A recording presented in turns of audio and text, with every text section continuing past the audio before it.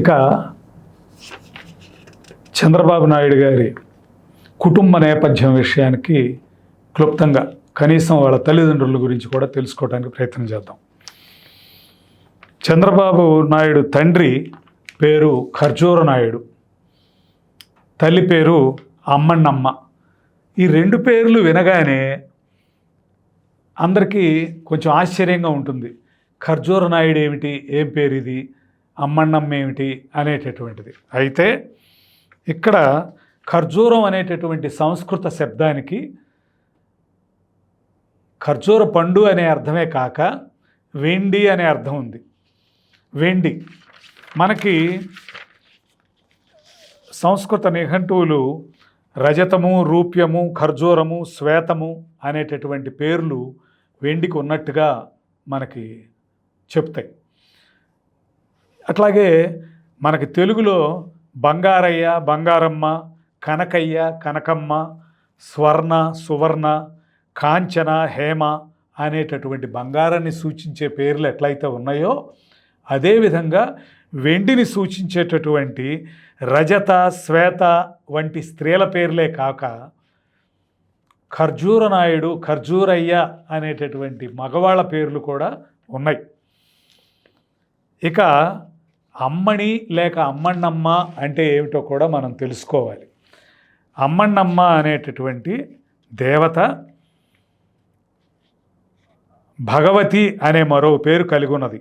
ఈ దేవత అనాదిగా మహారాష్ట్ర, గోవా ప్రాంతాల్లో, ఉత్తర కేరళ ప్రాంతంలో, అట్లాగే పశ్చిమ కర్ణాటకలోని తుళునాడు ప్రాంతంలో పూజించబడే ఆరాధించబడే దేవత భగవతి.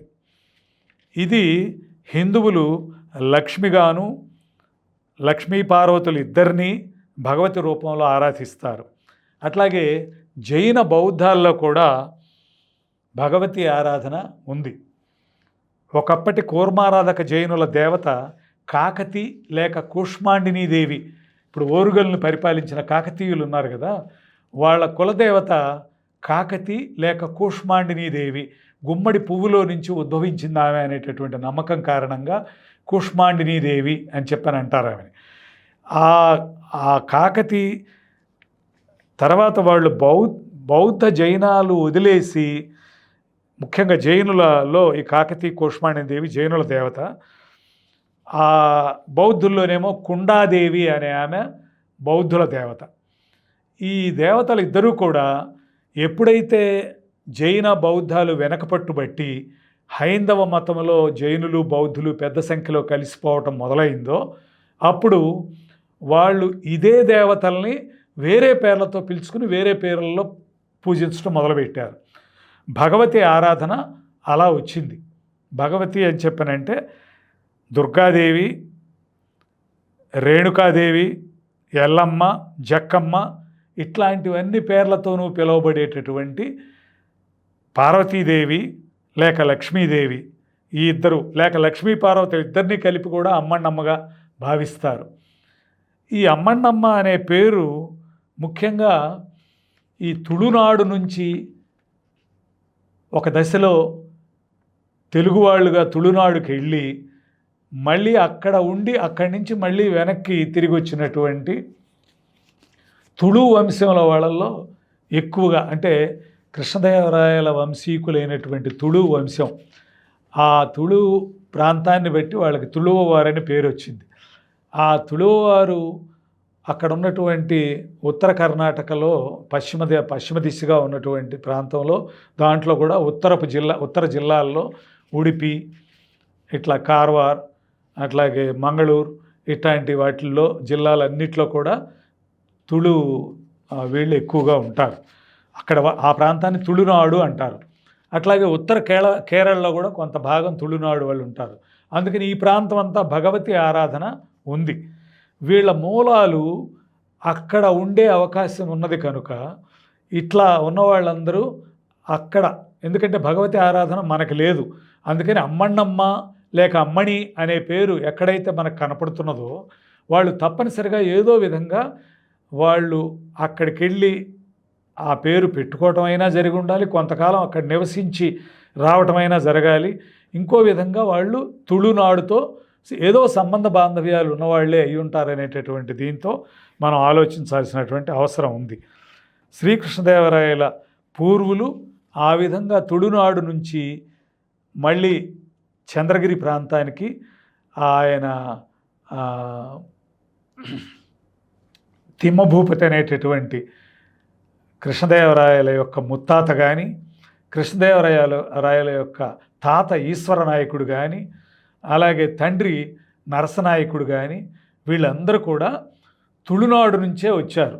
మీరు ఎవరు అంటే తుళువవారు. ఇక్కడ రాయవాచకంలో కూడా మనకి తుళువ దొరలు, కమ్మ దొరలు అని 2 ప్రస్తావనలు ఉన్నాయి వేరువేరుగా. కానీ ఆంధ్ర ప్రాంతంలోనే ఉండి అలాగే ఉండిపోయిన వాళ్ళు కమ్మవారిగా గుర్తింపు పొందారు. జైన అది కూర్మారాధక జైనులు అంటారు వాళ్ళని ఆ రోజుల్లో. కురమ, వీళ్ళల్లోనే కురమ గొల్లలు కూడా ఒక శాఖగా చీలిపోయారు ఇప్పుడు వాళ్ళు. అట్లా రకరకాలైనటువంటి ఇతరులు కూడా ఒక కూర్మారాధక జైనులు పెద్ద బృందంగా ఉండి వాళ్ళల్లో హిందూ దీంట్లో ఫోల్డ్లో ఉన్నటువంటి వాళ్ళు కొంత జైనంలోంచి తొందరగా తిరిగి వచ్చిన వాళ్ళు హిందూ ఫోల్డ్లో కొంతమంది తిరిగి వస్తే వీళ్ళు చివరి దాకా కృష్ణదేవరాయల యొక్క పూర్వులు మాత్రం చివరి వరకు ఉండి ఇప్పటికీ ఉన్నవాళ్ళు జైన బంట కులస్తులుగా పిలువబడతారు. ఏది అక్కడ ఉన్నటువంటి తుళునాడు ప్రాంతంలో బంటరా అంటే సేనా ప్రవృత్తి, సైనిక ప్రవృత్తి కలిగిన, బంటు అంటే సైనికుడు కదా, అట్లా సైనిక ప్రవృత్తి కలిగిన వాళ్ళుగా వీళ్ళు గుర్తింపు పొందారు. జైన బంట్స్ అంటారు. వాళ్ళు అగ్రవర్ణంగానే తుళునాడులో చలామణి అవుతున్నారు, అలా ఉన్నారు. ఇకపోతే ఇది క్లుప్తంగా ఆయన కుటుంబ నేపథ్యం. చంద్రబాబు గారు బాల్యం నుంచి కూడా చాలా చురుగ్గా ఉండటం, చదువుల్లో మేటిగా ఉండటమే కాక నాయకత్వ లక్షణాలను ప్రదర్శించడం చాలా గొప్ప విషయం. వెంకటేశ్వర విశ్వవిద్యాలయంలో ఎస్వి యూనివర్సిటీ తిరుపతిలో ఆయన ఎంఏ ఎకనామిక్స్ చదివేటప్పుడు ఆర్థిక శాస్త్రంలో చదువుతూనే ఆయన యూనివర్సిటీ విద్యార్థి యూనియన్కి అధ్యక్షుడిగా ఎన్నికయ్యాడు. దీని కారణంగా ఆయనకి పుట్టుకతోనే నాయకత్వ లక్షణాలు కొంచెం బాగా వచ్చినాయి అనేటటువంటిది మనకు అర్థమవుతుంది. ఈ నాయకత్వ లక్షణాలతో అతను అలా కొనసాగటానికి ఆ నాయకత్వ లక్షణాలు కారణమైనవి. ఆయన ఏంటంటే మామూలుగా అయితే అందరిలాగా చదువుకుని ఉంటే ఆయన ఎంఏ అయిపోయిన తర్వాత అక్కడ డిఎల్ నారాయణ అని ఒక ఆయన ఉన్నాడు. డిఎల్ నారాయణ అంటే ఆర్థిక శాస్త్రంలో తిరుపతిలో ప్రొఫెసర్గా పనిచేసి ఆ హెడ్ ఆఫ్ ది డిపార్ట్మెంట్గా అర్థశాస్త్ర శాఖకి అధ్యక్షుడుగాను, అదేవిధంగా ఆంధ్రప్రదేశ్ ప్రభుత్వానికి కొన్నాళ్ళు ఆయన ఫైనాన్స్ కమిషన్కి చైర్మన్గా కూడా వ్యవహరించిన సందర్భం ఉంది.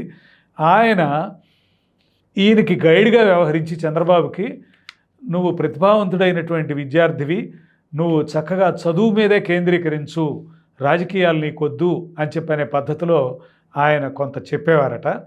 అయినా ఈయన దృష్టి అంతా కూడా రాజకీయాల మీదే ఉండటం, ఆ రాజకీయాల మీద ఉన్న కారణంగా 1974లో ఈయన అంతకుముందు డిఎల్ నారాయణ గారు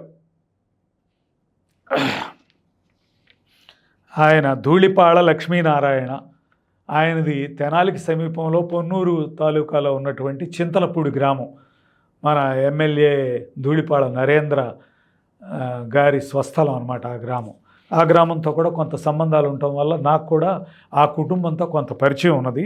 ఈ డిఎల్ నారాయణ గారు గైడ్గా చంద్రబాబు ఎంఏ అయిన తర్వాత ఎంఫిల్ కూడా పూర్తి చేసి పిహెచ్డి కూడా చేయాలనేటటువంటి ఉద్దేశంతో ఉండగా, అప్పుడు కాంగ్రెస్ జాతీయమైన పాలసీ ఒకటి పెట్టుకుని యువకులకి 20% తమ సీట్లలో ఎమ్మెల్యే ఎంపీలు ఇట్లాంటి వాటిల్లో 20% యువకులకు కేటాయించాలని నిర్ణయం చేసిన కారణంగా చంద్రబాబుకి అనుకోని అవకాశంగా ఆయనకి అసెంబ్లీ టికెట్ పిలిచి మరీ అడగకుండానే పిలిచి మరీ టికెట్ కేటాయించారు. ఎందుకంటే యూనివర్సిటీ విద్యార్థి నాయకుడిగాను, అంతకుముందు ఇందిరాగాంధీ ఒకసారి వచ్చినప్పుడు అక్కడికి ఆయన చాలా చొరవతో మోటార్ సైకిళ్ళ ఊరేగింపది చేయటం, చాలా చాలా విషయాల అచీవ్మెంట్స్ ఉన్నాయి.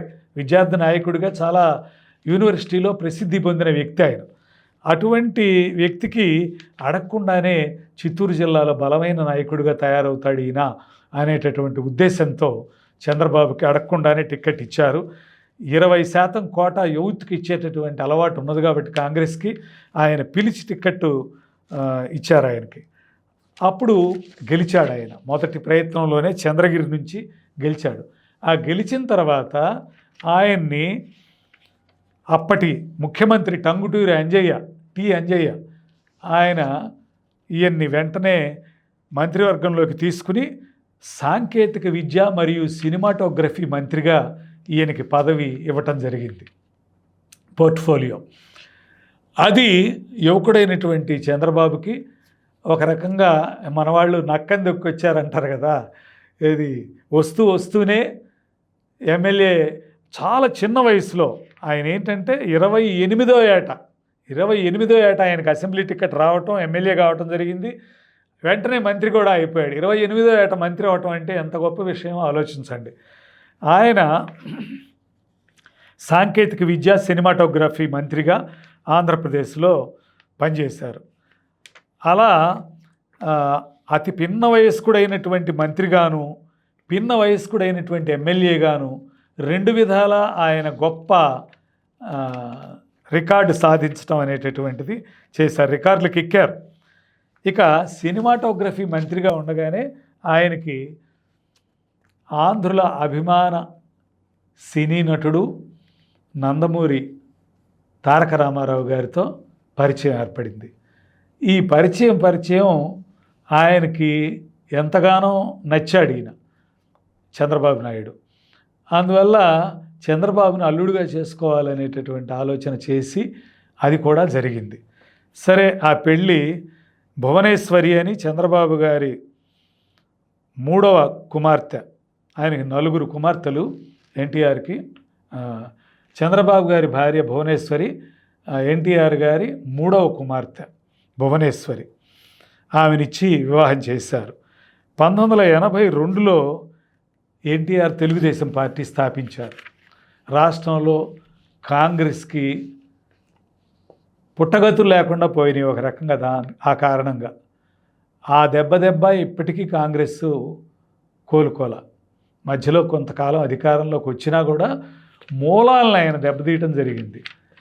చాలా బలీయమైన పోరాటం, ఆత్మాభిమాన పోరాటం అనే పేరుతో ఆయన తెలుగుదేశాన్ని స్థాపించి అద్భుతమైనటువంటి పోరాటం చేసి ఆ కారణంగా ఇక్కడ కాంగ్రెస్ని తుదముట్టించారు ఆయన. ఆ సందర్భంలో కాంగ్రెస్ అభ్యర్థిగా పోటీ చేసి ఈయన 82లో వచ్చేటప్పటికి కాంగ్రెస్ అభ్యర్థిగా పోటీ చేసి ఆయన డిపాజిట్ కోల్పోవటం అనేటటువంటిది, డిపాజిట్ కోల్పోవటం కాదనుకుంటాను, అందరిలాగా ఆయన కూడా ఓడిపోవటం అనేది జరిగింది. ఓడిపోయిన వెంటనే చంద్రబాబులో ఒక రియలైజేషన్ వచ్చింది, ఇక కాంగ్రెస్కి రాష్ట్రంలో పుట్టగతులు ఉండవు అనే పద్ధతిలో ఆయన తెలుగుదేశానికి దగ్గరై తెలుగుదేశంలో చేరటం జరిగింది. తెలుగుదేశంలో చేరిన తర్వాత ఆయన ఒక బలీయమైన లీడర్గా ఎదిగారు.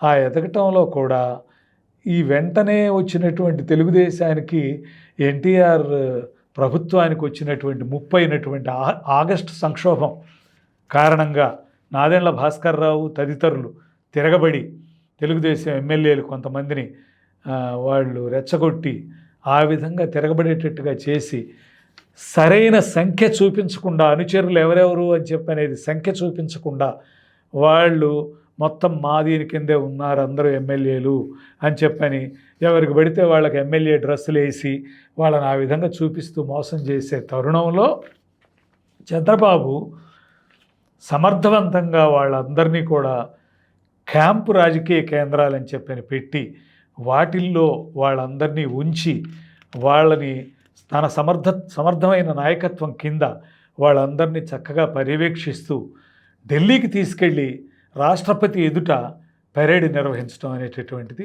చంద్రబాబు చేయటం జరిగింది.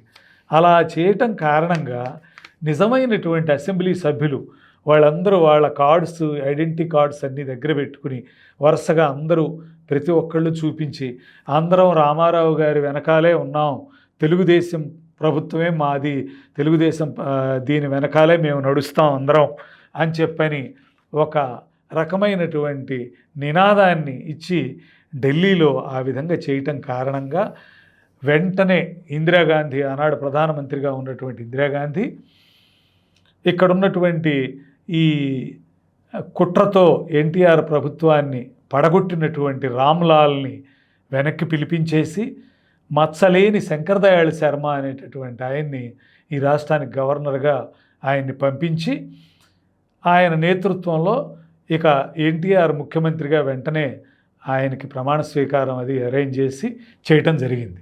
ఇదంతా అందరికీ తెలిసిన కథే. ఆ దశలో ఎన్టీఆర్ పార్టీలో చంద్రబాబుకి తన తర్వాత నెంబర్ 2 స్థానాన్ని ఇచ్చి పార్టీకి ప్రధాన కార్యదర్శిని చేశాడు, సీనియారిటీని కూడా చూడకుండా. ఎందుకంటే చంద్రబాబు సమర్థత అప్పుడే పసిగట్టారు రామారావు గారు. ఆ కారణంగా అలా ఆయన్ని ఇది చేయటం జరిగింది. అలా 1984 ఆగస్టులో నాదెండ్ల భాస్కర్ రావు గారు తదితరులు చేసినటువంటి కుట్రపూరితమైనటువంటి ప్రభుత్వ కూల్చివేతని చంద్రబాబు ఎదుర్కొని తన సామర్థ్యాన్ని చూపించే అవకాశం దొరికింది కనుక ఆయన ఆ విధంగా పార్టీ ఎమ్మెల్యేలను కాపాడుకోగలిగారు. ఆ విధంగా ఎన్టీఆర్ యొక్క ప్రశంస కూడా పొందటం, పార్టీలో ఆయన నెంబర్ 2 స్థానానికి ఎగబాకటం జరిగింది. ఆ తర్వాత 89లో ఆయన కుప్పం నుంచి గెలిచారు. ఇక అక్కడ గెలిచిన దగ్గర నుంచి ఏనాడు ఆయన ఓడిపోయిన చరిత్ర లేదు. ఇప్పటి వరకు ప్రతి ఎన్నికలో ఆయన గెలుస్తూనే ఉన్నారు. అయితే 89లో తన పార్టీ తరఫున తాను గెలిచినా కూడా అక్కడ తెలుగుదేశం పార్టీ రాష్ట్రంలో అధికారాన్ని కోల్పోవటం కారణంగా 89-94 మధ్యలో 5 ఏళ్ళు ప్రతిపక్ష నాయకుడిగా, ప్రతిపక్ష నేతగా వ్యవహరించాల్సి వచ్చింది. అయితే ఆయన ప్రతిపక్ష నాయకుడిగా సభలో తన కర్తవ్యాన్ని చక్కగా నిర్వర్తించడమే కాకుండా పార్టీ ప్రధాన కార్యదర్శిగా తెలుగుదేశం పార్టీని కార్యకర్తల పార్టీగా నిర్మించాడు. కింది లెవెల్ నుంచి ఎన్టీ రామారావు క్యారిజ్మా తెలుగుదేశం పార్టీని నిర్మించడానికి ప్రధాన ఆయుధంగా ఉపయోగపడింది. అందులో ఎటువంటి సందేహం లేదు. ఎన్టీ రామారావు ఆకర్షణ శక్తిని ఎవరూ తక్కువ అంచనా వేయకూడదు. అయితే ఆయన ఆకర్షణ శక్తిగా వచ్చినటువంటి కార్యకర్తలకి శిక్షణ ఇవ్వటం, ఒక క్రమశిక్షణని నేర్పటం, వాళ్ళందరినీ ఒక పద్ధతిగా జిల్లా నాయకత్వం, మండల నాయకత్వం, రకరకాలైనటువంటి దశల్లో ఈ నాయకత్వాన్ని గుర్తించటం, వీళ్ళకి శిక్షణా కేంద్రాల్లో రకరకాలైనటువంటి సబ్జెక్టుల మీద శిక్షణ ఇవ్వటం, ఇటువంటివన్నీ చేయటమే కాక వాళ్ళకి నాయకత్వ స్థానాలకి తను యాసిడ్ టెస్ట్ అంటే కఠిన పరీక్షలు పెట్టేవాడు. అలా పెట్టి కార్యకర్తల్ని చక్కగా అద్భుతమైనటువంటి వీళ్ళుగా పనివాళ్ళుగా తయారు చేశాడు. అలా తయారు చేయటం కారణంగా తెలుగుదేశం పార్టీ జాతీయ స్థాయిలో కూడా ఒక స్టేక్ పెట్టగలిగింది. అది దేశం మొత్తం మీద కూడా కార్యకర్తల విషయంలో చాలా గొప్ప సమర్థత కలిగినటువంటి, క్రమశిక్షణ కలిగినటువంటి కార్యకర్తల పార్టీగా పేరొందటానికి చంద్రబాబు ప్రధానమైన కారణం అనేటటువంటిది ఎవరికైనా తెలిసిన విషయమే. అయితే చంద్రబాబు 1994లో తిరిగి కుప్పం నుంచి గెలిచి మళ్ళీ ఎన్టీఆర్ పార్టీ 94లో గెలిచింది. ఆ గెలిచినప్పుడు తెలుగుదేశం పార్టీ అధికారం మళ్ళీ వచ్చినప్పుడు ఆయన కీలకమైన ఆర్థిక రెవెన్యూ శాఖలు తీసుకున్నారు. ఆ దశలో ఒక విషాదకర పరిణామం జరిగింది. చంద్రబాబు మామకు వెన్నుపోటు పొడిచాడు అనేటటువంటి ఒక కెనాడ్ అంటే నింద, లేని అబద్ధపు నిందది. ఆ నింద రావటానికి ఒక ఆస్కారం ఏర్పడింది. అక్కడ. ఎందుకంటే దీనికి కొంచెం వివరంగా ఒక ఇది చెప్పాల్సిన అవసరం ఉన్నది. ఇక్కడ వ్యక్తిగత జీవితంలో భార్యని కోల్పోయి విధురుడుగా ఉన్నాడు అప్పటికే ఎన్టీఆర్.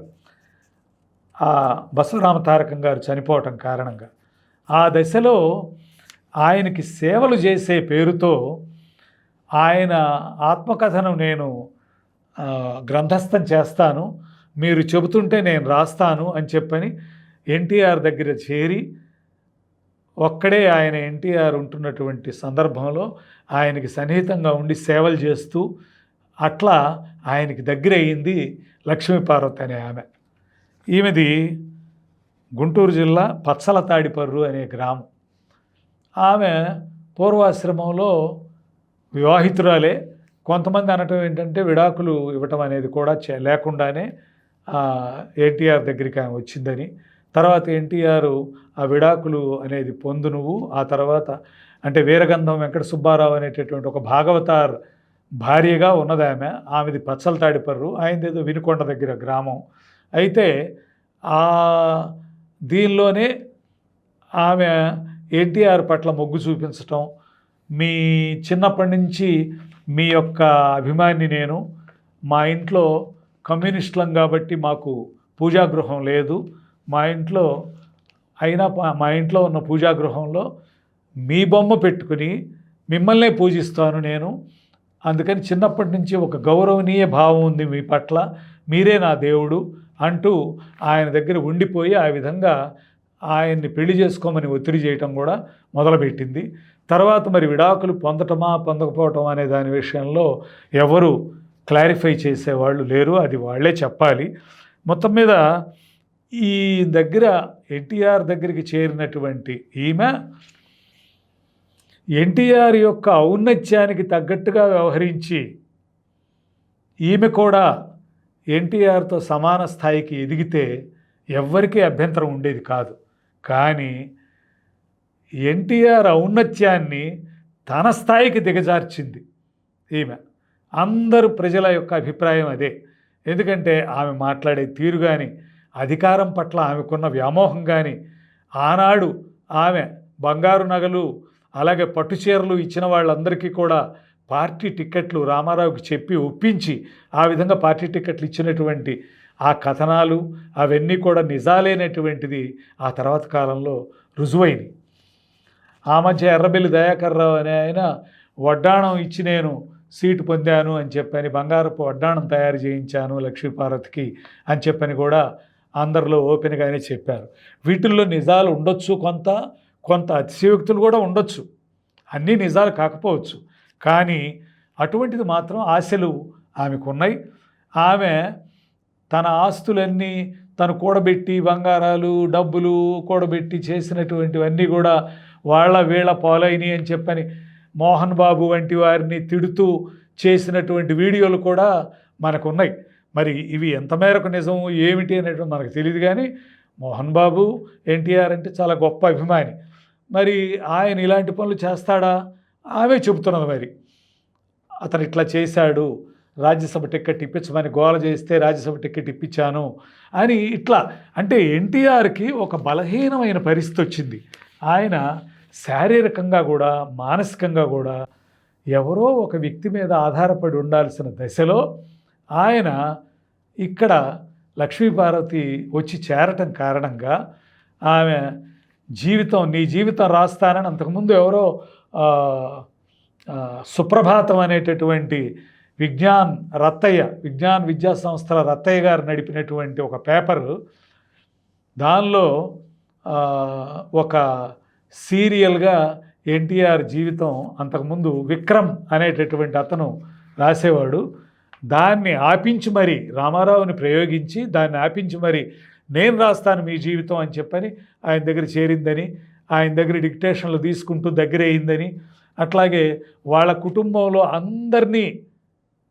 పిల్లలందరినీ కూడా ఒక తల్లిలాగా చూసుకున్నానని తను చెబుతుంది. కానీ వాస్తవానికి ఆమె సవతి తల్లిలాగానే వ్యవహరించి ఆ పిల్లలందరి పట్ల రామారావు గారికి మనసు విరిగిపోయేటట్టు చేసి, ఎక్కడ ఏ అవకాశం దొరికితే అక్కడల్లా ఆయన మనసుని విరిచేసి తన పిల్లల పట్ల వ్యామోహం లేకుండా చేసి ఆ స్థానాన్ని తను ఆక్రమించి తాను తిరుగులేని ఆధిపత్యాన్ని పొందింది.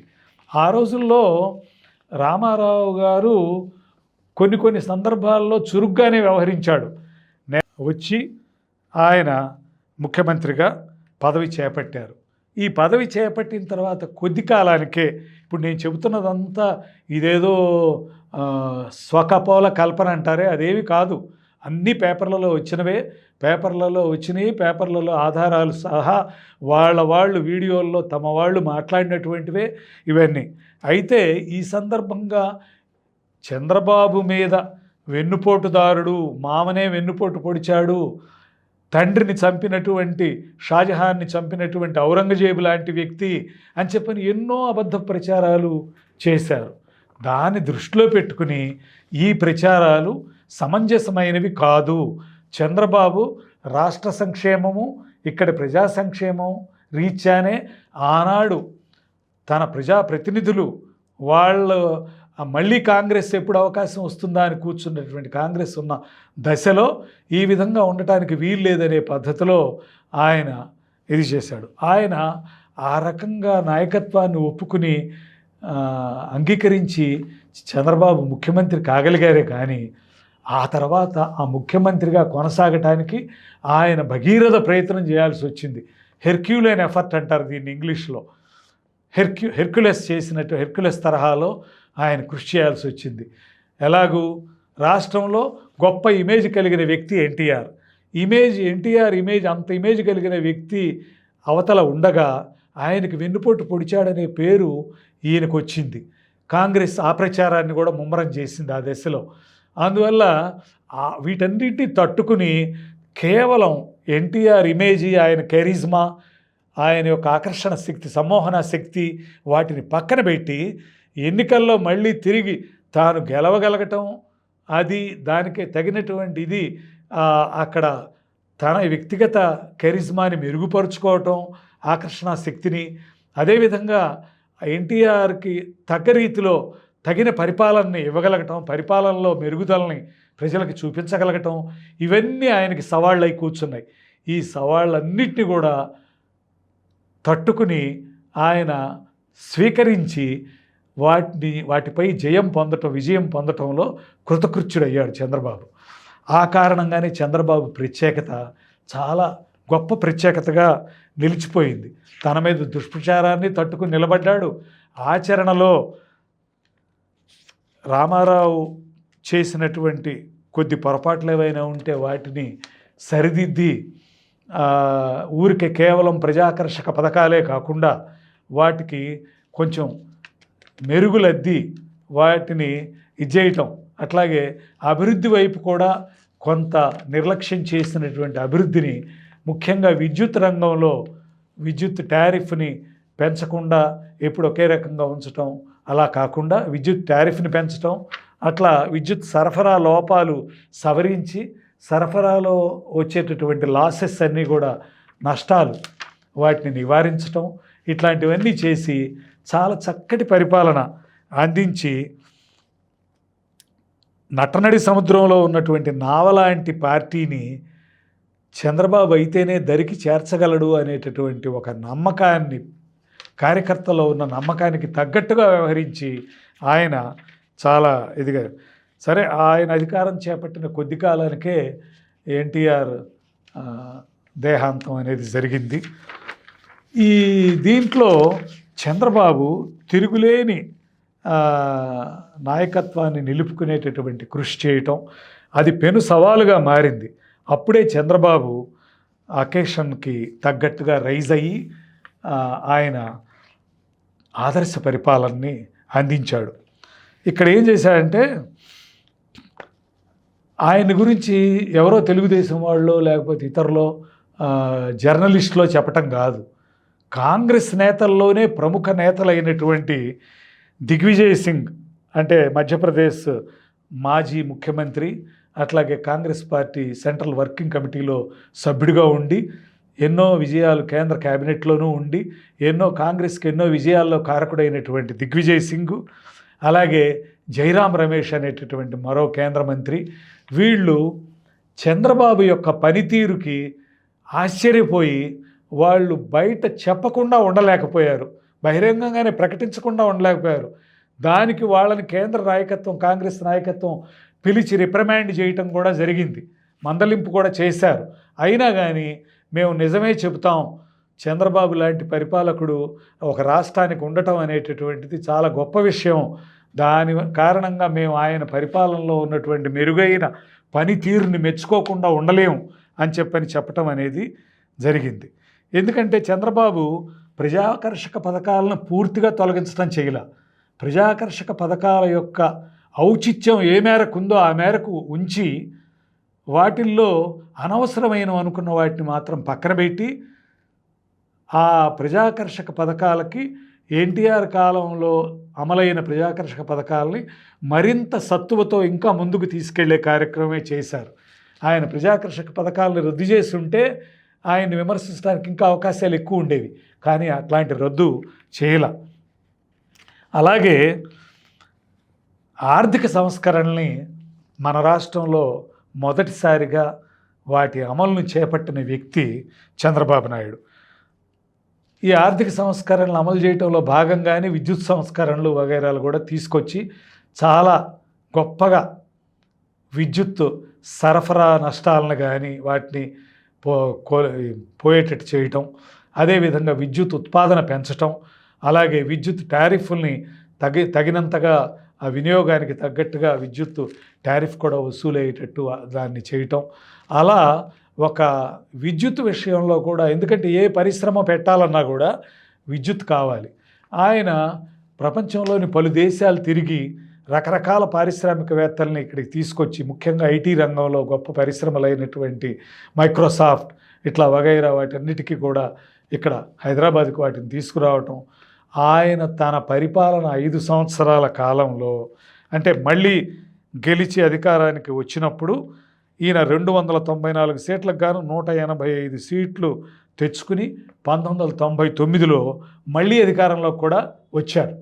ఆ వచ్చిన సందర్భంగా 42 పార్లమెంటు సీట్లకు గాను 29 సీట్లు తెలుగుదేశానికి రావటం అనేది జరిగింది. ఈ విజయంలో కూడా ఎన్టీఆర్ కెరిజ్మా, ఎన్టీఆర్ ఆకర్షక శక్తి అనేటటువంటిది ఒక వన్నె తరగని ఆకర్షక శక్తిగానే చంద్రబాబు నాయకత్వంలో ఉన్నటువంటి తెలుగుదేశం పార్టీ గెలుపులో అది కూడా ఒక ప్రముఖ భూమిక అంటే అందరికీ బకాయిలు ఏవి రాకుండా ఎప్పటికప్పుడు డిఏ ఏరియర్సు అట్లాంటివన్నీ ఇవ్వటం జరిగింది చంద్రబాబు పాలనలో. ఉద్యోగస్తులు ఎక్కడా వాళ్ళకి నష్టం కలగజేసే పని ఒక్కటి చేయలా. ఇప్పుడు మనకి ఈ జగన్ 5 ఏళ్ల పాలనలో ఉద్యోగస్తులకు రావాల్సినటువంటి ప్రావిడెంట్ ఫండ్ని వాడుకున్నాడు, డిఏ ఏరియర్స్ ఇవ్వలేదు, అలాగే వాళ్ళకి రావాల్సిన జీతభత్యాలు వగైరా ఏరియర్స్ పే రివిజన్ సందర్భంగా, జీతాల పెంపుదల సందర్భంగా రావాల్సినటువంటి బకాయిలు అవి సంవత్సరాల తరబడి ఇవ్వలేదు. రిటైర్మెంట్ అయిన వాళ్ళకి రిటైర్మెంట్ బెనిఫిట్స్ ఇవ్వలేదు, అట్లాగే పెన్షన్స్ ఇవ్వలేదు. అలాగే ఏది సకాలంలో వచ్చేది కాదు, అసలు ఇవ్వనివి ఉన్నాయి, సకాలంలో రానివి ఎక్కువ ఉన్నాయి. ఇటువంటి పరిస్థితుల్లో చంద్రబాబు పాలనలో ఆనాడు ఎంతో అద్భుతమైనటువంటి ఇది ఉద్యోగస్తులందరూ ఇప్పుడు రిపెంట్ అవుతున్నారు, వాళ్ళు పశ్చాత్తాపడుతున్నారు.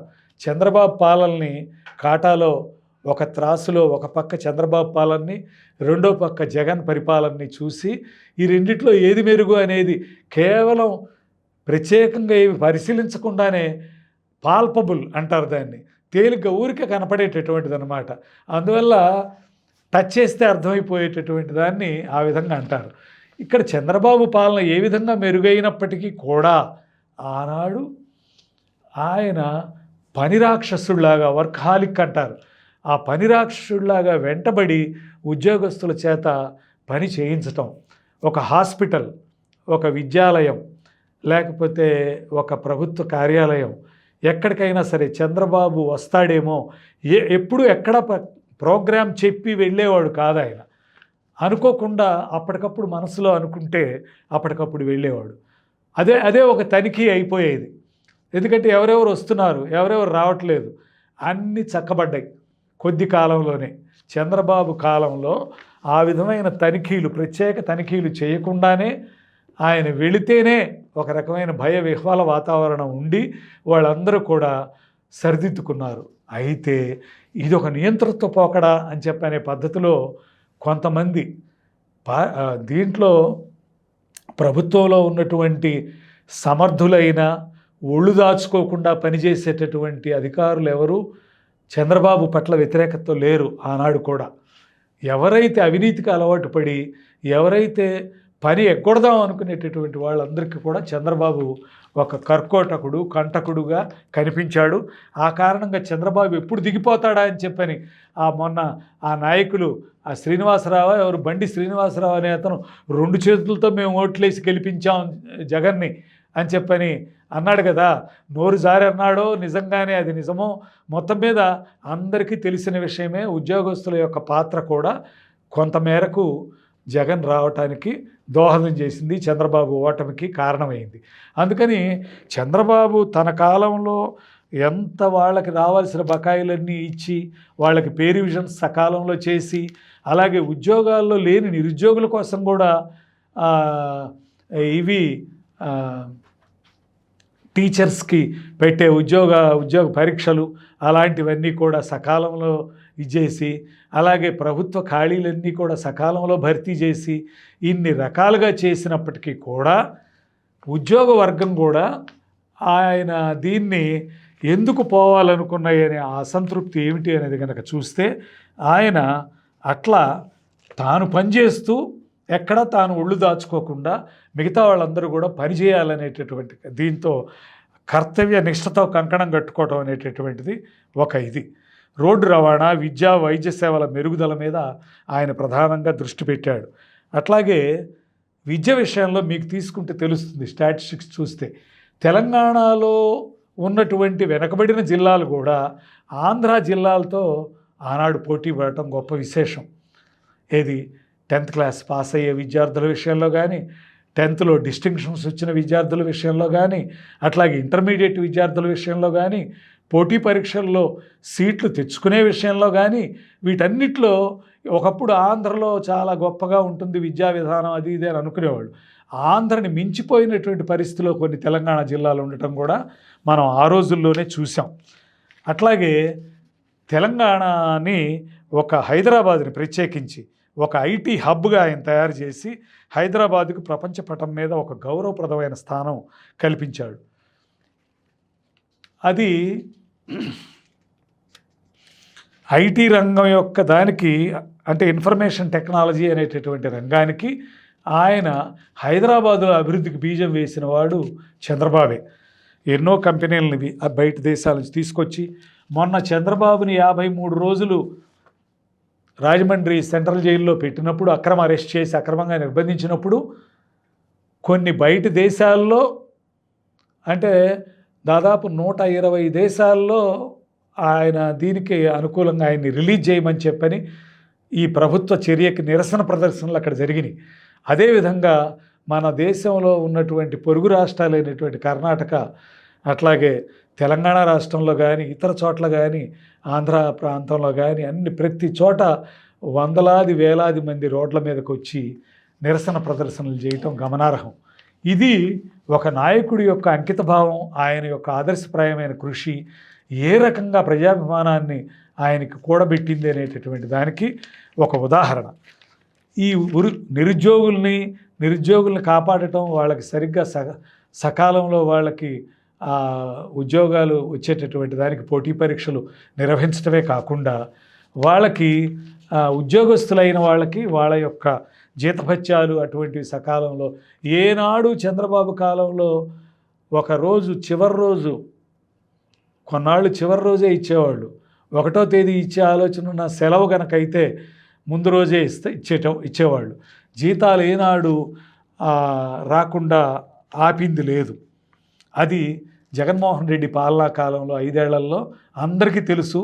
ఉద్యోగస్తులందరూ వాళ్ళ గుండె మీద చేసుకుని ఇప్పుడు చెబుతున్నారు చంద్రబాబు యొక్క పాలనా దక్షతని మేము ఆనాడు అపార్థం చేసుకున్నాం, ఆయన్ని వ్యతిరేకించి కొంతమంది మేము ఆ విధంగా అపార్థం చేసుకుని వ్యతిరేకించాం, ఇంకెప్పుడు మేము ఆ విధంగా చెయ్యము అనే పద్ధతిలో వాళ్ళు ఎంత పాశవికంగా అణిచేశాడు అనేటటువంటిది ఇప్పుడు ఆ పెన్షన్ పథకానికి వ్యతిరేకంగా జరిగిన ఉద్యమాన్ని కానీ ప్రతి ఒక్క విషయంలో అక్రమంగా అరెస్టులు చేయటం, హౌస్ అరెస్టులు చేయటం, ఉద్యోగ నేతలందరినీ, అలాగే వాళ్ళు అప్పటికీ వినకుండా ఊరేగింపుకి పెద్ద ధర్నా చేయడానికి సిద్ధపడితే దాని మీద పోలీస్ యాక్షన్ ప్రయోగించడం, పోలీస్ చర్యని ప్రయోగించడం, ఇవన్నీ చాలా పాశవికమైన చర్యలు చేసినటువంటి జగన్తో ఇవాళ అందరూ పోల్చుకుంటున్నారు చంద్రబాబు గొప్పతనాన్ని.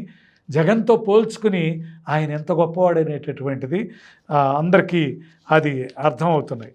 ఒక పక్క మిగులు రాష్ట్రంగా చేసినప్పటికీ కూడా విద్యుత్ విషయంలో విద్యుత్ టారిఫ్ని పెంచడం అనేటటువంటి దాని కారణంగా అలజడులు చెలరేగినాయి. ఆ అలజడుల కారణంగా కొంత, అట్లాగే రైతు వ్యతిరేకిగా ఆయనకి ముద్రపడింది.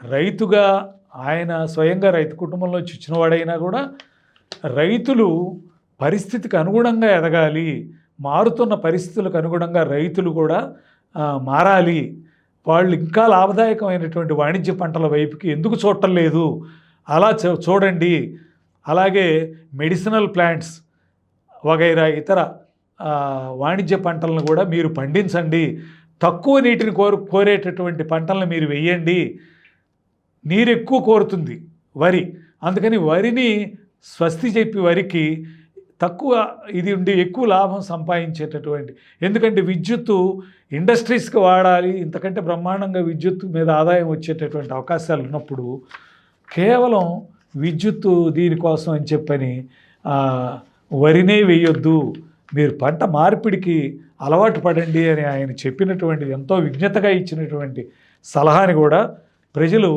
ఎలా అర్థం చేసుకున్నారు? ప్రజల కంటే ముఖ్యంగా కాంగ్రెస్ వాళ్ళు ఆనాడు చేసినటువంటి ప్రచారం, ఆయన అధికారంలోకి వచ్చాడు అంటే కరువులు వస్తాయి. అప్పుడేంటి, ఎల్ నినో లా నినా అని చెప్పని 2 పసిఫిక్ మహాసముద్రంలో అవి వేడి నీటి ఉత్పాతాలు, అక్కడ డెవలప్ అయ్యేటటువంటి వేడి నీటి కారణంగా పసిఫిక్ మహాసముద్రంలో ఉండేటటువంటి ప్రక్రియ కారణంగా ఎల్ నినో లా నినా అనేటటువంటి ప్రక్రియ కారణంగా ఒక్కొక్కసారి ఒక వైపుకి ఆ ఉత్పాతాలు రావటం, ఆ కారణంగా వస్తే అధిక వర్షాలు, లేకపోతే అనావృష్టి, ఈ రకమైనటువంటివన్నీ జరుగుతూ చంద్రబాబు అధికారంలోకి వచ్చిన తర్వాత 3 ఏళ్ళు వరుసగా అనావృష్టి పీడించింది. ఈ కారణంగా కాంగ్రెస్ వాళ్ళు తెలివిగా చంద్రబాబుకి అధికారం ఇస్తే ఇంతే కరువు తాండవిస్తుంది అని చెప్పని ఒక అబద్ధాన్ని ప్రచారం చేసి వాళ్ళు అధికారంలోకి రావడానికి ప్రయత్నం చేశారు, అంటే వైఎస్ఆర్ కాంగ్రెస్ వాళ్ళు. అయితే ఇక్కడ మనం గుర్తుపెట్టుకోవాల్సింది ఏంటంటే ప్రకృతి వైపరీత్యాలు మ్యాన్మేడ్ కాదు, వాటికి మానవుల యొక్క, దేశాల యొక్క ప్రవర్తన, ప్రజల యొక్క ప్రవర్తన కొంత కారణం అయితే కావచ్చేమో, కానీ లాంగ్ రన్లో అవి ఫలితాలు ఇస్తాయి తప్పితే ఏ ఒక్కదాన్ని మానవుడు చేసేటటువంటి ఉత్పాతాలు కావవి. అయితే ఇక్కడ చంద్రబాబు ఒక పక్క ఆయన వచ్చినందువల్ల కరువులు వచ్చినాయి అని ఒక పక్క, రెండో పక్క ఆయన వ్యవసాయానికి వ్యతిరేకం అనేది, ఈ రైతుల్లో ఎట్లా వ్యతిరేకతని రెచ్చగొట్టాలి చంద్రబాబుకు వ్యతిరేకంగా అనేటటువంటిది ఒక ఇది తీసుకుని, చంద్రబాబు చెప్పిందేమో డ్రిప్పు, స్ప్రింక్లరు తరహా తక్కువ నీటి వ్యయం అయ్యేటటువంటి పరికరాలని మీరు వాడటం ఎక్కువగా చేయండి, దాని కారణంగా నీటి పొదుపు చేయవచ్చు, అందుకని వరి లాంటి పంటలు వేయొద్దు, ఉద్యాన పంటల వైపుకు మళ్ళండి అని చెప్పని ఇవన్నీ చంద్రబాబు ప్రచారం చేస్తే ఆయన్ని వ్యవసాయం దండగన్నాడని, అలాగే వ్యవసాయానికి వరి పంటకి వ్యతిరేకినని ఇట్లా ముద్ర వేసి ఆయన్ని ఇచ్చేశారు. దానికి తోడు చంద్రబాబు రోజుల్లో పెంచినటువంటి విద్యుత్ ఛార్జీలకు వ్యతిరేకంగా ఒక పెద్ద ఉద్యమం జరిగి ఆయన ఆ ఉద్యమంలో అప్పుడు బషీర్బాగ్ దగ్గర, హైదరాబాద్ బషీర్బాగ్లో పోలీస్ కాల్పుల్లో చంద్రబాబు ప్రభుత్వం మీద వ్యతిరేకతను మరింత జరిగినటువంటి పోలీస్ కాల్పుల్లో 2 మృతి చెందటం అనేటటువంటిది, ఆ 2 బాలస్వామి, రామకృష్ణ అనేటటువంటి 2 ఆ కాల్పుల్లో మృతి చెందటం అనేది జరిగింది. అది ఒక దురదృష్టమైన సంఘటనగానే ప్రభుత్వం ఆనాడు చెప్పింది. అయితే పోలీసులు కూడా విపరీతంగా గాయపడ్డారు. కిసారి అనేటటువంటి హెడ్ కానిస్టేబుల్ తీవ్రంగాను, 119 మంది పోలీసులు రాళ్ల గాయాలయ్యి తీవ్రంగానే గాయపడ్డారు. ఇటువంటి పరిస్థితుల్లో అక్కడ కాల్పులు జరపక తప్పింది కాదని చెప్పని ప్రభుత్వ అధికారుల రిపోర్టుల్లో వచ్చింది. ఏమైనా ఇలా అక్కడ జరిగింది. ఇది ఒక దుర్మార్గమైనటువంటి చర్యగా భావించి ప్రజలు తిరగబడ్డారు. తర్వాత అప్పటికే ఏది ఎర్రచందనం స్మగ్లర్సు చాలా పెద్ద ఎత్తున అంతకుముందు విజృంభించి అంతకుముందు ప్రభుత్వంలో వాళ్ళు స్మగ్లింగ్ చేస్తూ ఉంటే చంద్రబాబు వచ్చిన తర్వాత దాన్ని పూర్తిగా ఉక్కుపాదంతో అణిచేయటం అనేది జరిగింది. ఎర్రచందనం అది ముఖ్యంగా ఆంధ్రప్రదేశ్లో ఉన్నటువంటి శేషాచలం కొండలు, అట్లాగే 3-4 జిల్లాలకు విస్తరించి ఉన్న ఆ శేషాచలం కొండల్లో మాత్రమే ఆ ఎర్రచందనం చిత్తూరు జిల్లా, ప్రకాశం జిల్లాలోని కొన్ని ప్రాంతాలు, నెల్లూరు జిల్లా, అట్లాగే ఇతర కొన్ని ప్రాంతాల్లో మాత్రమే ఆ శేషాచలం అడవుల్లో మాత్రమే దొరుకుతుంది. ఆ విలువైన దానికి బోలెడంత విదేశీ మారక ద్రవ్యం వస్తుంది, అది సక్రమంగా కనుక రక్షించుకుంటే. అటువంటి పరిస్థితుల్లో చంద్రబాబు దాని మీద ఆ స్మగ్లింగ్ దీని మీద తమిళనాడు వాళ్ళు ప్రధానంగా వచ్చి స్మగ్లింగ్ చేస్తారు ఇక్కడ. ఆ స్మగ్లింగ్ మీద ఉక్కుపాదం మోపి చంద్రబాబు ఆ విషయంలో జాతి ఆస్తిని, జాతి సంపదని కాపాడటానికి చాలా గొప్ప ప్రయత్నం చేశాడు. అయితే అది ఆయన ప్రాణానికే ముప్పు తీసుకొచ్చింది. ఏం జరిగిందంటే ఆయన కొంతమంది ఎర్రచందనం స్మగ్లర్సు ఆయన్ని అంతం చేయాలనేటటువంటి ప్లాన్ వేసుకుని ఆయన తిరుపతి బ్రహ్మోత్సవాలకి, తిరుమల బ్రహ్మోత్సవాలకు వెళ్ళేటప్పుడు తిరుపతి నుంచి అలిపిరి మీదుగా బ్రహ్మోత్సవాలకు వెళతాడు కనుక వాళ్ళు ప్లాన్ చేసి క్లేమోర్ మైన్స్ అనేటటువంటి పేల్చి నక్సలైట్ల యొక్క సహకారంతో, నక్సలైట్ల యొక్క ఆ ఇద్దరిలో నక్సలైట్లదే ప్రధానమైనటువంటి దాడా లేకపోతే దానికి ఎర్రచందనం వాళ్ళ సహకారం కూడా ఉందా అనేటటువంటిది ఇంతవరకు అది పూర్తిగా ఇది కాలేదు. ఏదైనా కానీ మొత్తం మీద అటువంటి ఇది చేసి ఆయన దీని మీద ఏదైతే అక్కడ ఆయన క్లేమోర్ మైన్స్తో దాడి చేస్తే ఆ ప్రమాదం నుంచి కూడా ఆయన ప్రాణాలతో బయటపడ్డాడు. దానికి చంద్రబాబు ఎప్పుడు చెప్పేది ఏంటంటే ఆ వెంకటేశ్వరుడు దయ వల్ల నేను బయటపడ్డాను, నేను సాధించాల్సింది, చేయాల్సింది ఈ రాష్ట్రానికి ఇంకా ఇక్కడ ప్రజలకి ఎంతో ఉన్నది కనుక నన్ను ఆయన బయటపడేశాడని చెప్పి ఆయన నమ్ముతాడు, ఆయన వ్యక్తిగత నమ్మికది. అయితే ఇంకొకటి కూడా ఏంటంటే గోరటి వెంకన్న అని చెప్పనేటటువంటి ఒక కవి, ఆయన తెలంగాణ వాడు, ఆయన పల్లె కన్నీరు పెడుతుందో కనిపించని కుట్రలా అనేటటువంటి ఒక చక్కటి గీతం రాశాడు. ఇది ఆనాడు కాంగ్రెస్ దాన్ని ఆధారం చేసుకుని పెద్ద ఎత్తున ఇది చేసింది, ప్రచారం చేసింది, దాని జనంలోకి తీసుకెళ్ళింది బాగా. ఆ తీసుకెళ్ళిన కారణంగా ఒక పక్క విద్యుత్ టారిఫ్ పెంపుదల, బకాయిలు బలవంతంగా వసూళ్ళు, ఇట్లాంటివన్నీ చూస్తూ పేదలు, పీడిత ప్రజలు వాళ్ళు ఇబ్బందులు పెడుతున్నారు అన్నటువంటి, వాళ్ళు ఇబ్బందులు పడుతున్నారు ఈ తెలుగుదేశం ప్రభుత్వంలో అనేటటువంటిది బాగా ప్రజల దగ్గరికి రీచ్ అయింది. ముఖ్యంగా ఆ పాట కారణంగా కూడా పల్లెల్లో ఉండేటటువంటి చేతివృత్తుల వాళ్ళు, బీసీలు ఎంత దెబ్బతిన్నారనేటటువంటి దాన్ని చాలా ప్రతిభావంతంగా ఆయన దాంట్లో రాయటం కారణంగా అది ఒక దెబ్బతీయటానికి దారితీసింది. అలాగే ఒక పక్క విద్యుత్ బకాయిలు బలవంతంగా వసూలు చేయటం, టారిఫ్ని పెంచటం, అట్లాగే విద్యుత్ బకాయిల బలవంతపు వసూళ్ళు, వీటి కారణంగా తెలుగుదేశం తర్వాత ఎన్నికల్లో అధికారం కోల్పోవటం జరిగితే కేవలం ఉచిత విద్యుత్ ఇస్తాము, అలాగే బకాయిలన్నింటినీ రద్దు చేస్తాము అని చెప్పనే నినాదంతో కాంగ్రెస్ అధికారంలోకి రావటం అనేది జరిగింది, వైఎస్ రాజశేఖర రెడ్డి. సరే, ఇక ఆ తర్వాత జరిగిన విషయాలు ప్రధానంగా తీసుకుంటే మనం ఆంధ్రప్రదేశ్లో సుదీర్ఘకాలం పాటు ముఖ్యమంత్రిగాను ప్రతిపక్ష నేతగాను పనిచేసినటువంటి గొప్ప రికార్డు చంద్రబాబు నాయుడు గారికే ఉంది.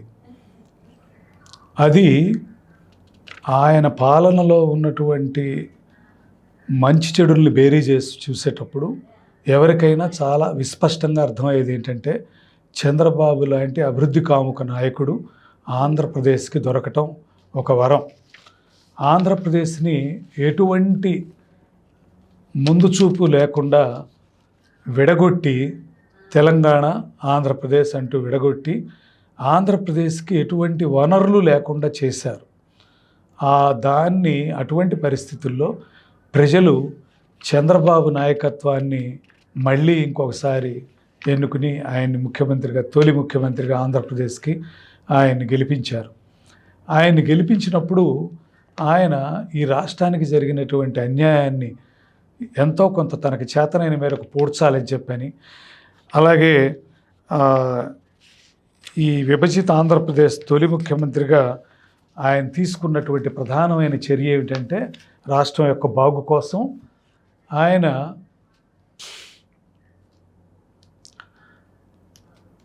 పట్టిసీమ పథకం అనేటటువంటిది ఒక దాన్ని తీసుకొచ్చారు.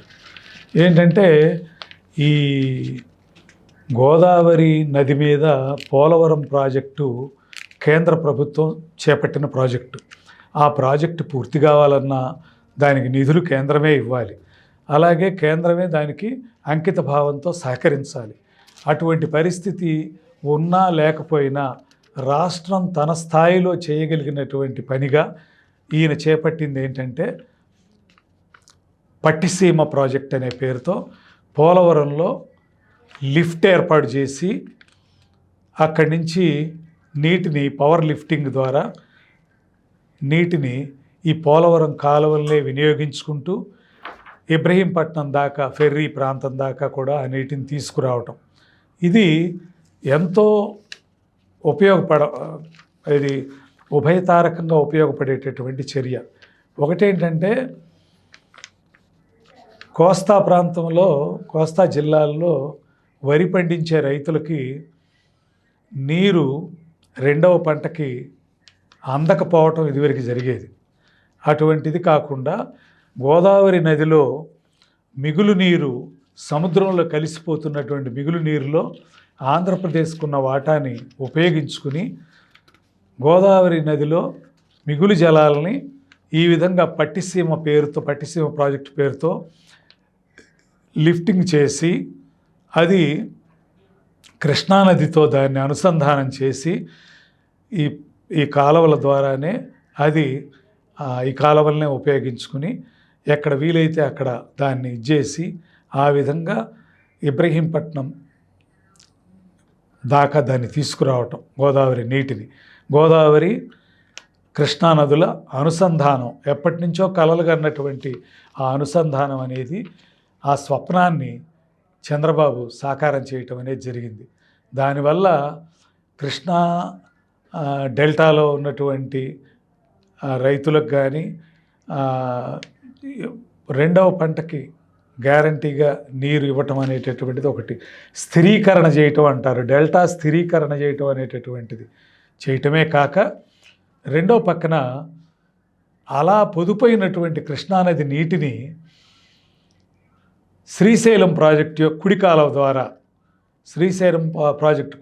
ద్వారా పోతిరెడ్డిపాడు హెడ్ రెగ్యులేటర్ ద్వారా రాయలసీమకి, కరువు పీడిత రాయలసీమకి ఆ నీటిని, అలా పొదుపైనటువంటి నీటిని అక్కడ వాడటం, వృధాగా సముద్రంలోకి పోయే నీటిని ఎంతో ముందు చూపుతో ఆ విధంగా సేవ్ చేసి ఇలా తీసుకురావటం అనేది జరిగింది.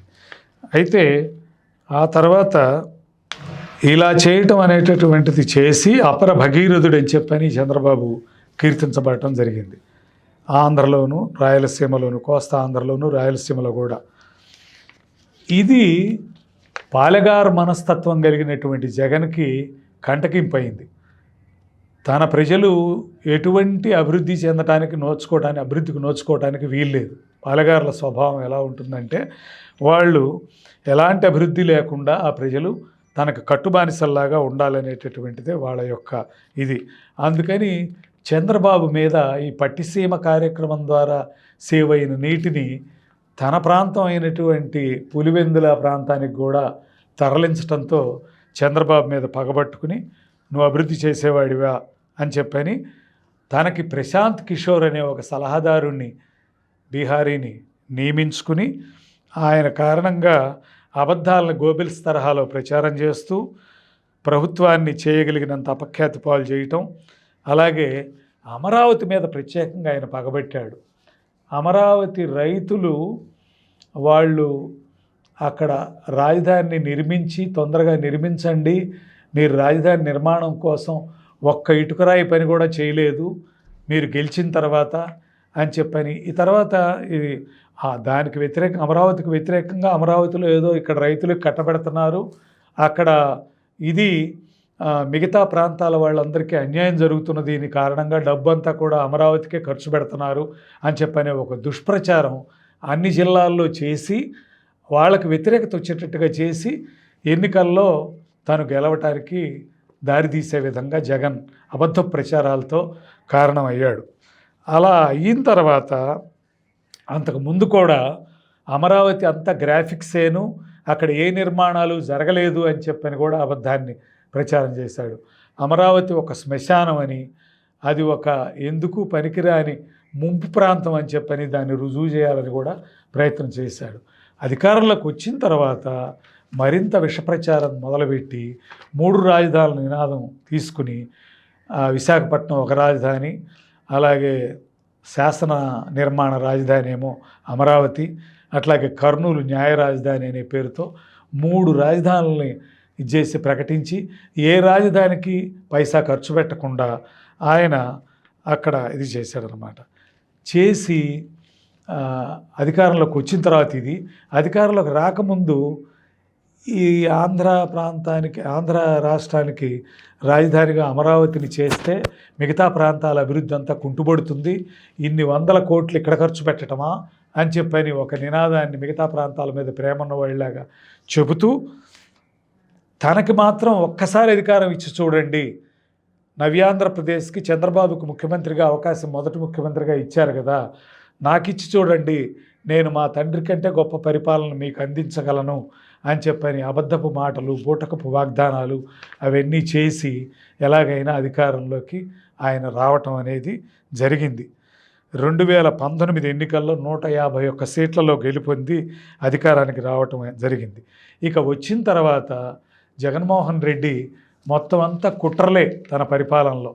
ఆ కుట్రల కారణంగా మొట్టమొదటి కుట్ర ఏంటంటే రివర్స్ టెండరింగ్ పేరుతో పోలవరం ప్రాజెక్టు వర్క్ని ఆపేసేయటం, ఆ తర్వాత అవకతవక పనులు చేసి మళ్ళీ దిద్దటానికి కూడా వీల్లేని విధంగా అవకతవక పనులు చేయటం, పోలవరంలో ఏమాత్రం ఇరిగేషన్ అనుభవం కానీ నాలెడ్జ్ కానీ కనీసం ఇరిగేషన్ నీటిపారుదల రంగానికి సంబంధించినటువంటి విషయ పరిజ్ఞానం లేనటువంటి వ్యక్తుల్ని అనిల్ కుమార్ యాదవ్ అని నెల్లూరుకి సంబంధించిన ఒక వ్యక్తిని, ఆ తర్వాత అంబటి రాంబాబు అని చెప్పని గుంటూరు జిల్లా మంత్రిని దాంట్లో ఆ రంగాలకు కేటాయించి వాళ్ళకి ఏమీ తెలియని కారణంగా అక్కడ ఏం జరుగుతున్నా కూడా వాళ్ళకు ఒకటే ఇన్స్ట్రక్షన్ ఇచ్చాడు, పోలవరం నిర్మాణం అనేది ఆగిపోవాలి. అంత 72% చంద్రబాబు కాలంలోనే పోలవరం ప్రాజెక్ట్ నిర్మాణం పూర్తయితే దానికి రివర్స్ టెండరింగ్ అనే పేరుతో దాన్ని ఇచ్చేసి అభివృద్ధిని నిలుపుదల చేసి కుట్ర చేసి పోలవరం మీద అమరావతి మీద రెండింటి మీద కుట్ర జరిగింది. అమరావతిలో కూడా ఒక్క తట్ట మట్టి వర్క్ అక్కడ జరగల, పాత రోడ్లను కూడా పగలగొట్టి బందిపోటు దొంగల్లాగా తీసుకెళ్తూ ఉంటే పోలీసులు ప్రభుత్వాధికారుల యొక్క ప్రోత్సాహంతో అక్కడ రోడ్లను కూడా ఇచ్చేసి అమరావతిని అడవిలాగా చేయటం కోసం, అమరావతిని శ్మశానంలాగా చేయటానికి, అమరావతిని ముంపు ప్రాంతం అని రుజువు చేయటానికి, వరదలు వచ్చినప్పుడు ముంపు ప్రాంతంగా ఇచ్చేయటానికి కూడా కుట్ర చేశారు. అలా ఆ విధంగా అమరావతి మీద అలాగే ఈ దీని మీద కుట్ర చేశారు. అమరావతి రైతు మహిళలు చాలా గొప్ప ధైర్యంతో తిరగబడి వాళ్ళు అమరావతి నుంచి తిరుపతికి ఒక యాత్ర మొట్టమొదట న్యాయస్థానం నుంచి దేవస్థానానికి అనే పేరుతో హైకోర్టు ప్రాంగణం దగ్గర బయలుదేరి వాళ్ళు తిరుపతికి ఒక యాత్ర చేశారు. ఆ తర్వాత వాళ్ళే మళ్ళీ ఇంకొక యాత్ర అమరావతి నుంచి అరసవల్లికి అనే పేరుతో రెండవ యాత్ర మహిళలు తలపెట్టారు. ఈ మహిళల్ని ఎంత ఉక్కుపాదంతో అణిచేయటానికి ప్రయత్నం, ఎంతో రిప్రెషన్కి గురి చేసి వాళ్ళకి ఎక్కడ ఆహారం కానీ నీరు కానీ దొరకకుండా అక్కడ ప్రజలు వాళ్ళని స్వాగతిస్తూ రావటానికి వీలు లేకుండా వాళ్ళ మీద ఆంక్షలు, ఈ ఊరేగింపుగా వెళ్ళే వీళ్ళ మీద పాదయాత్ర చేస్తున్నటువంటి అమరావతి మహిళల మీద ఆంక్షలు ఇవన్నీ పెట్టినా కూడా ప్రజాకాంక్ష వాళ్ళకు అనుకూలంగా అమరావతి మహిళలకు అనుకూలంగా ఉన్న కారణంగా వాళ్ళ పోరాటానికి విజయం చేకూరి ప్రజలందరూ వాళ్ళ వెనకాల సమీకృతులు అవటం అనేది జరిగింది. ఆ కారణంగా అమరావతి మహిళల యొక్క పోరాటమే వేగుచుక్కగా ఆంధ్రప్రదేశ్లో ప్రజాస్వామ్య సంరక్షణ పోరాటం అనేది పెద్ద ఎత్తున జరగటం, దాని కారణంగా మొన్నటి ఎన్నికల్లో తుక్కుగా చిత్తుగా వాళ్ళు వైకాపాని 11 సీట్లకు పరిమితం చేసి మిగతా చోట్లంతా ఓడించటం జరిగింది. ఆ కారణంగా ఈ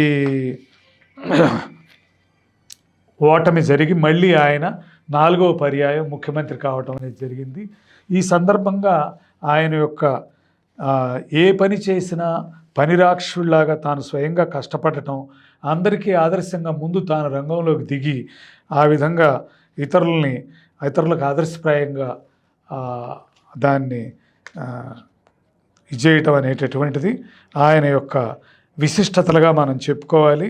ఇక్కడ ఈ ముఖ్యంగా మనం ఇప్పుడు చెప్పాలంటే ఈ కొత్త పాలనలో ఆయన మరింత చురుకుగా వ్యవహరించి, ఇందాక చెప్పాను వరద సహాయ కార్యక్రమాలు చేపట్టడంలో కానీ, అలాగే వరద బాధితులకి నష్టపరిహారం అందించడంలో ఇంతకుముందు ఎన్నడూ లేని విధంగా ఆ విధంగా పెద్ద ఎత్తున ఆ సహాయాన్ని సకాలంలో పెద్ద మొత్తంలో అందించడం అనేటటువంటిది ఇది చేశారు.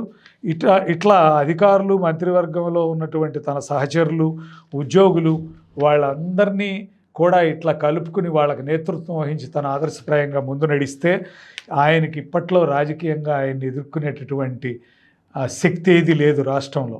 దీన్ని గమనించి ఈ జగన్, అధికారం కోల్పోయిన జగన్, ఆయన పార్టీ వైకాపా, ఇంకా దాంట్లో ఓడగొట్టిన నాగటి దుంపల్లాగా మిగిలిన వాళ్ళు ఎవరైనా ఉంటే వాళ్ళు ఏం చేసైనా సరే అల్లరి పెట్టుకుని చంద్రబాబుని అపఖ్యాతి పాలు చేయాలని ఇప్పుడు ఆ బోట్లని వదిలి దీన్ని ఇది చేయాలని చూశారు.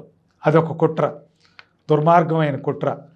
ఏది ప్రకాశం బరాజులో బోట్లని వదిలిపెట్టి 30 టన్నుల బరువు ఉన్నటువంటి బోట్లని వదిలిపెట్టి, అందులో వదిలే ముందు వాటిని మొత్తాన్ని గొలుసులతో బంధించి 3 బోట్లని ఆ విధంగా వదిలారు.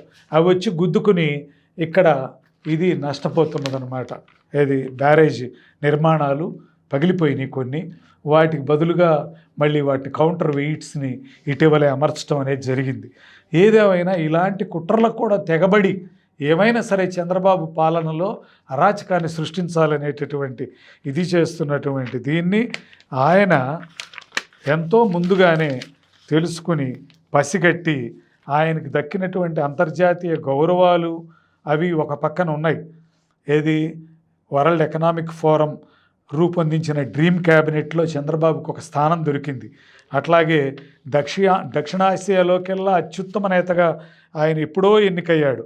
బిజినెస్ పర్సన్ ఆఫ్ ది ఇయర్గా, అట్లాగే టైమ్ ఏషియా పేపర్ వాళ్ళు, ఎకనామిక్ టైమ్స్ పత్రిక వాళ్ళు, వీళ్ళందరూ కూడా ఆయన్ని అత్యుత్తమ పరిపాలకుడిగా, ఒక గొప్ప ఇన్ఫర్మేషన్ టెక్నాలజీ పై వేసిన జాతీయ స్థాయి ప్యానల్కి కూడా ఆయనకి మెంబర్గా ఆయనకి నాయకత్వం వహించే అవకాశం కేంద్ర ప్రభుత్వం ఇవ్వటం జరిగింది. అట్లాగే కెల్లోగ్ స్కూల్ ఆఫ్ మేనేజ్మెంట్ ఆయనకి గౌరవ ప్రొఫెసర్ పదవిని ఇవ్వజూపింది. రోజుకు 18 గంటలు, అవసరమైన సందర్భాల్లో 22 గంటలు కూడా పనిచేసే ఇంతటి అంకితభావం గల మేధావికి నవ్యాంధ్ర నిర్మాణంలో తగిన చేయూతనిచ్చి మనమంతా ఆయన చేస్తున్న కృషికి సహకరించాల్సిన అవసరం ఉంది. కుంభకోణాలకు, అవినీతికి ఆస్కారం లేని విధంగా ఆయన తన పాలన సాగించగలరని, అభివృద్ధి లక్ష్యాలను అన్నింటినీ ఆయన అవలేలగా ఛేదించగలరని నిండు మనసుతో మనం ఆశీర్వదిద్దాం. అయితే ఇక్కడ చివరిలో ముగించబోయే ముందు ఆయన ఇక్కడ చాలా గొప్ప విషయం ఏంటంటే, ఆయనలో కఠినమైనటువంటి పరిస్థితులు ఉన్న కొద్దీ ఆయన మరింత పలుకెత్తటం అనేటటువంటిది మనం గమనిస్తాం. ఆయన ఇంత ఆరోగ్యవంతుడిగా ఉండటానికి కారణం ఆయన మితాహారమే. మితాహారం అమితారోగ్యం అనే సూత్రాన్ని, ప్రాచీనుల సూత్రాన్ని ఆయన అవలంబిస్తున్నాడు. అదేవిధంగా ఈ అన్న క్యాంటీన్ల సందర్భంగా ఆయన ఎంత మితాహారం తీసుకుంటాడనేటటువంటిది, ఆయన ఉదయం 2 ఇడ్లీలు పంచదారతో తింటాడంటే ఎంతో ఆశ్చర్యపోవాల్సిన విషయం. అయితే ఆయన ఓర్పు ఎక్కువగా ఉండటానికి కారణం కూడా ఈ మితాహారమే. అతి ఆహారం తీసుకునే వాళ్ళు ఒక రకంగా మగతగా ఆవలిస్తూ ఉంటే, తక్కువ ఆహారం తీసుకోవటం కారణంగా చంద్రబాబు చురుగ్గా ప్రకాశవంతంగా ఉండటానికి ఒక ఇది ఉంది. ఇంకా ఇక్కడ ఒక చిన్న విషయాన్ని నేను చివరికి చెప్పాల్సిన అవసరం ఉంది. నేను 2018 జనవరిలో నా పుస్తకం అందరికీ తెలుసు, శ్రీకృష్ణదేవరాయల వంశమూలాలు అనే గ్రంథం రాయటం. ఆ గ్రంథం ఆవిష్కరణ గండికోట ఉత్సవాల్లో, కడప జిల్లా జమ్మలమడుగు దగ్గర గండికోట ఉత్సవాల్లో జరగాల్సి ఉంది. దానికి చంద్రబాబే ఆవిష్కర్తగా రావాల్సి ఉంది. అయితే అనుకోని రీతిలో ఆయన వరల్డ్ ఎకనామిక్ ఫోరం అనేటటువంటి దావోస్, స్విట్జర్లాండ్ దావోస్లో జరిగేటటువంటి ఒక సభకి అనుకోని రీతిలో వెళ్లాల్సి వచ్చి ఆ గండికోటలో కార్యక్రమం వాయిదా పడింది. ఆయన ఈ ఆవిష్కరణని వీలైతే సెక్రటేరియట్లోనే జరుపుకోండి అని చెప్పనే పద్ధతిలో సూచిస్తే, అప్పటికప్పుడు నేను తెనాలి నుంచి బయలుదేరి ఆ ఆవిష్కరణ సభకి వెళ్ళటం జరిగింది. వెలగపూడి సెక్రటేరియట్కి చేరుకోవటం కోసం ప్రయత్నించినప్పుడు అప్పుడే ఆయన మంత్రివర్గ సమావేశం కోసం లోపలికి వెళ్ళిపోయారు. ఆ మంత్రివర్గ సమావేశం ఆ రోజు సాయంత్రం 5:30 వరకు మారధానగా ఏకబిగిన జరిగింది. మంత్రివర్గ సమావేశం అయిపోగానే మంత్రులందరూ ఎవరి దారిన వాళ్ళు పిల్లలాగా, కాన్వెంట్ పిల్లలు స్కూల్ వదిలేస్తే బయటికి వెళ్ళిపోయినట్టు వెళ్ళిపోయారు. కానీ ఆయన మాత్రం తన పట్టుదల వదలకుండా మంత్రివర్గ నిర్ణయాలని ఎప్పుడు మంత్రి కాల్వ శ్రీనివాసులు మీడియాకు వివరించే పరిస్థితి ఉంటే, ఈయన ఆ రోజు తను కూడా ఉండి ఆ మంత్రివర్గ నిర్ణయాలను విలేకరులకు వివరించడం అనేది జరిగింది. మొత్తం అయిపోయి ఆయన బయటకు వచ్చేటప్పటికి 9 వస్తుంది. అప్పుడు ఆవిష్కరిస్తారని చెప్పని ఆయన రోజంతా చర్చల్లో మునిగి తేలినా కూడా ఏమాత్రం అలసట లేకుండా ప్రశాంతంగా నవ్వుతూనే బయటికి రావటం నాకు ఎంతో ఆశ్చర్యం కలిగించింది. సారీ అమ్మా, లేట్ అయింది అన్నారు ఆయన నవ్వుతూ, నా భుజాన్ని స్పృశించి. క్లుప్తంగా ఆవిష్కరణ కార్యక్రమం పూర్తయింది. అంతకుముందే ముఖ్యమంత్రి గారి కార్యదర్శి రాజమౌళి గారు నా పుస్తకం గురించి ఆయనకి బ్రీఫింగ్ ఇచ్చినట్లున్నారు. అయినా నా ధర్మంగా నేను రచయితగా నా పుస్తకాన్ని గురించి ఆయనకి క్లుప్తంగా వివరించడం జరిగింది.